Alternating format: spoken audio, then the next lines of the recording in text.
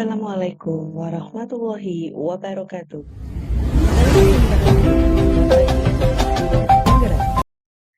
Pada video kali ini berisi tentang koneksi antar materi modul 2.1 pembelajaran berdiferensiasi.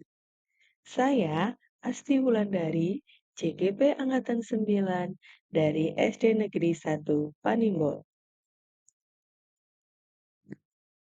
Dalam pendidikan guru penggerak Angkatan 9 ini saya didampingi oleh Bapak Jahid SPDSD sebagai fasilitator dan Ibu Ade Sari Dewi Irmajaya MPD sebagai pengajar praktik.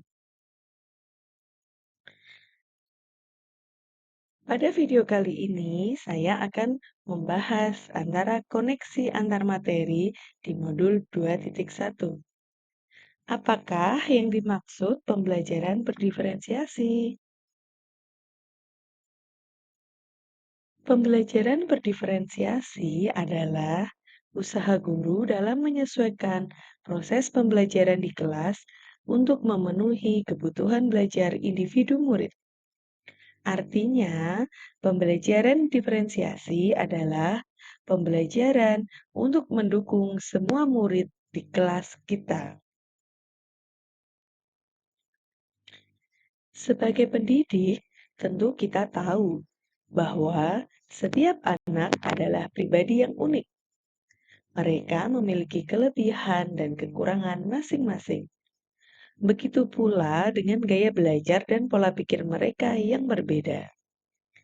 Disinilah perlu adanya usaha guru untuk dapat memenuhi kebutuhan belajar murid yang berbeda agar mereka merasa nyaman saat belajar di kelas dan tujuan pembelajaran dapat tercapai.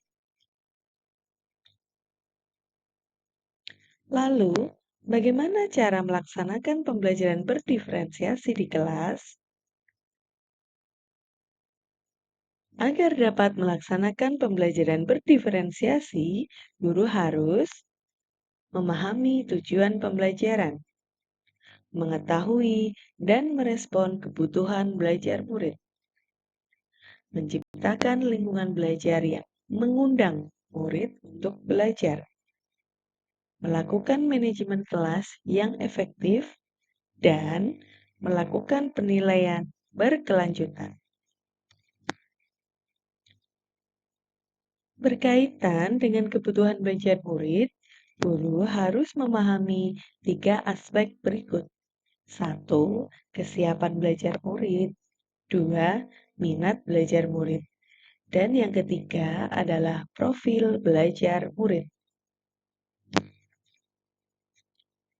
Kesiapan belajar murid mengharuskan guru untuk menilai pengetahuan awal dan menentukan apa yang telah murid ketahui dan di mana murid berada.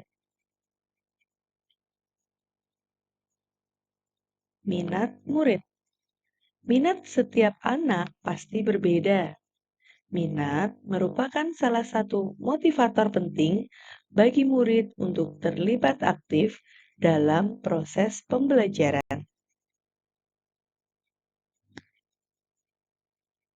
Profil belajar murid.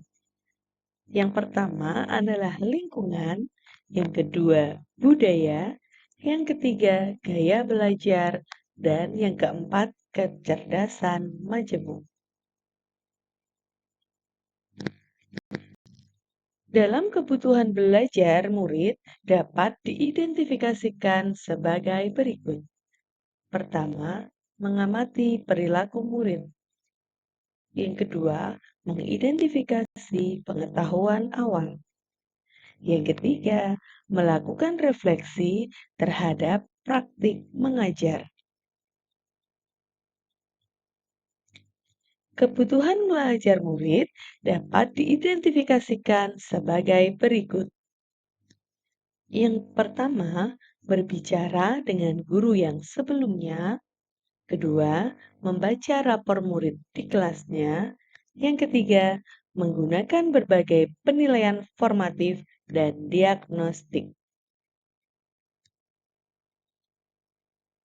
Kemudian, strategi untuk mendiferensiasi pembelajaran ada tiga, yakni diferensiasi konten, diferensiasi proses, dan diferensiasi produk.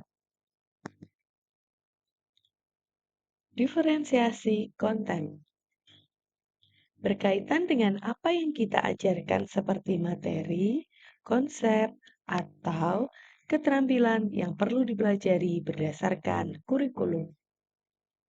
Mendiferensiasi konten dapat dilakukan dengan cara membedakan pengorganisasian atau format penyampaiannya, bukan dengan merubah atau menurunkan standar kurikulum. Kemudian diferensiasi proses berkaitan dengan kegiatan yang memungkinkan murid memahami atau memaknai konten dengan cara membedakan proses yang dijalaninya. Mendiferensiasi proses menyesuaikan dengan kondisi murid agar lebih mudah dalam mencapai tujuan belajar. Kemudian diferensiasi produk berkaitan dengan hasil yang menunjukkan apa yang murid telah pahami dengan cara membedakan produk sebagai hasil belajar murid. Kemudian, adakah keterkaitan modul pembelajaran berdiferensiasi dengan modul-modul lainnya dari modul 1.1, 1.2, 1.3, 1.4, dan 2.1?